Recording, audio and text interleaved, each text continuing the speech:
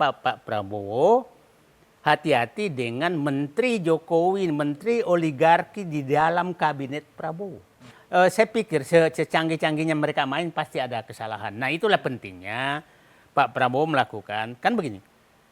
Kalau ada kesalahan, kalau negara digugat, maka pilihan kan negara membayar pengusaha atau menangkap pejabat yang melakukan kesalahan. Kalau saya presiden, maka gua tangkap semua tuh. Daripada negara yang membayar kerugian. Sederhana kok. Nah, itu political choice ya. Ya, political choice. Nah, itulah saya katakan, Pak Prabowo di 100 hari ini, dia dihadapkan pilihan, apakah membela oligarki atau mau bersama rakyat melawan oligarki, itu pilihan dia. Oke. Kalau dia coba bersama oligarki, itu akan berseberangan dengan rakyat. Mungkin nggak sih ada win-win dalam hal ini, kompromi misalnya disebutkan Pak. Kalau disebutkan kan yang akan dicabuti itu sertifikat-sertifikatnya itu tidak keseluruhan Pak, sebagian saja, karena betul hati-hati katanya dilihatin satu-satu sertifikat yang mana dirasa sesuai prosedur, yang mana dirasa bisa diambil tanpa kemudian berisiko harus digugat. Saya pikir itu kan narasi yang muncul dari yang selalu muncul dari Menteri KKP kan. Termasuk juga dari pihak ATR BPN Pak, Nah, juga menyarankan. Kita harus ingat bahwa ini dia takut kesalahannya terbongkar, maka dia mencari win-win. Karena ini kesalahan mereka.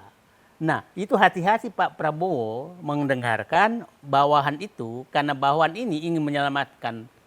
Karena saya yakin oligarki juga ngancam. Lu buka, gua buka yang selama ini lu terima dari gua. Kan kira-kira begitu. Nah, kita harus ingat, Menteri KKP itu bendaharanya. Bendahara tim suksesnya Jokowi 2014. Dan kita tahu itu oligarki di bawah koordinasi dia. Jadi ini saling tahu gitu loh. Jadi Pak Prabowo sekarang saya terbuka menyatakan, Pak Prabowo hati-hati dengan Menteri Jokowi, Menteri oligarki di dalam kabinet Prabowo. Karena itu bisa menjadi kendala bagi Pak Prabowo untuk melakukan pembersihan. Pak, sejujurnya Pak, Ya. siapa di balik semraut ini semua? Saya melihat bahwa ini kan begini. Ada kesalahan prinsip sekali Jokowi dalam mengelola negara. Seakan-akan presiden itu punya kewenangan membagi-bagi milik negara semau dia. Ingat pidatonya, akan menyatakan, siapa yang butuh lahan 10.000 hektar, siapa yang butuh lahan 50.000 hektar, datang ke saya kasih. Itu kan kesalahan paradigma sehingga terjadi seperti ini. Nah, itulah terjadi sehingga dibikin undang-undang Cipta Kerja. Nah, coba lihat IKN. Rakyat Indonesia hanya boleh memiliki HGU sampai 20 tahun, 30 tahun. Kok dia bikin ke asing 190 tahun? Jadi memang kesalahan paradigma. Ini di Jokowi, di Presiden Jokowi yang kesalahan paradigma mengelola negara semakin kacau. Ada satu juga yang menarik Pak. Setelah ini semua terjadi, disebutkan akan ada evaluasi dari proyek strategis nasional. Oke. Bahkan dalam doorstop terakhir depan awak media, Pak Erlangga Hartarto, Menko Perekonomian menyebutkan bahwa PIK 2 itu bukan PSN. Betul. Bukan proyek strategis nasional, Pak. Ya. Bisa Bapak jelaskan kepada kami sendiri di balik ini semua? Nah, itulah kalau sekali berbohong ya begitulah. Erlangga teman baik saya. Pak Erlangga mengumumkan bahwa PIK 2 PSN itu kalau nggak salah 3 atau 4 Maret 2024. Dan setelah menghadap Pak Jokowi, dia akan menyatakan setelah kami menghadap Presiden maka akan muncul PSN yang disebutkan itu PSN PIK 2, BSD dan beberapa lagi. Tapi yang paling kan BSD yang PIK 2. Terus tanpa penjelasan apa-apa, baru keluar keputusan Menko Perekonomian bulan April tanpa peta. Kita nggak tahu yang mana batasnya. Baru bulan Juni baru ada peta. Tapi apa yang terjadi di lapangan? Sejak Maret, sejak April itu PT Agung Sedayu itu dengan pembebasan lahannya itu namanya PT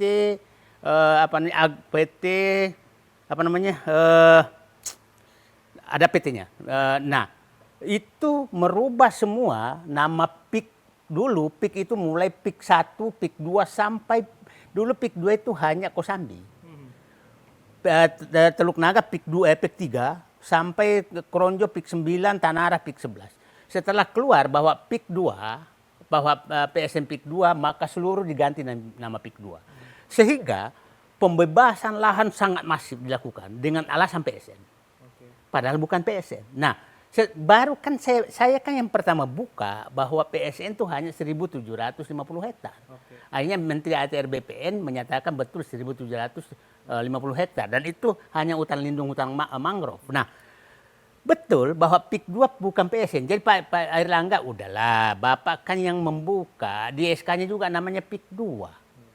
Jadi, nah itulah karena jadi kalau menyatakan itu bukan PIK 2, PIK 2 memang bukan PSN, itu terlambat. Pengembang PIK 2 sudah memanfaatkan itu. Pak, berarti di balik ini semua semata-mata tujuannya ataupun goal terakhirnya adalah reklamasi ya Pak untuk ekonomi Pak? Dua, jadi reklamasi dan penggusuran rakyat, tanah rakyat dengan sangat murah. Dan ingat wawancara Aguan di Tempo kan menyatakan bahwa dengan PS saya harus bekerja sesuai hukum dong. Nah, sesuai hukum. Nah, sesuai hukum itu maksudnya tidak boleh dihalangi. Itu kan maksudnya dia. Maksudnya dia. Tapi Anda menangkap bahwa PSN itu adalah jalannya. dan itu memang dilakukan.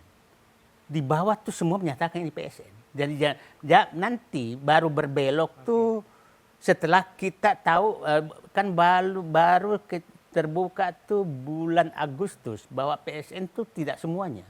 Dengan bahasa sederhana Pak agar publik bisa mencernanya. Apa sih konsekuensi dari sebuah proyek yang disebutkan sebagai PSN Pak dengan proyek-proyek lainnya? Oke, satu, PSN tuh semua aturan yang berlaku tidak ada, hanya peraturan pusat. Daerah nggak ada lagi. Yang kedua, bahwa seluruh resiko kalau ada yang terhambat maka negara yang tanggung. Bahkan menyatakan kalau ada masalah hukum maka negara yang turut membela. Bahkan kalau ada kerugian maka kerugian sosial, dampak sosial maka negara yang bayar.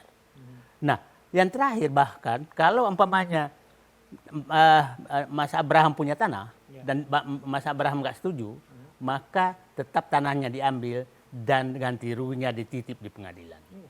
Jadi betul-betul itu adalah bulldozer untuk ini. Dan itu rakyat harus paham. Jadi bisa saja tahu kita lagi wawancara di sini ada merancang PSN di luar dan rumah saya masuk PSN, rumah saya bisa hilang Atas nama PSN. atas nama PSN. Oh. Nah, Jadi Tak sempat baca berita? Dengarkan saja. Klik text to speech di sindonews.com.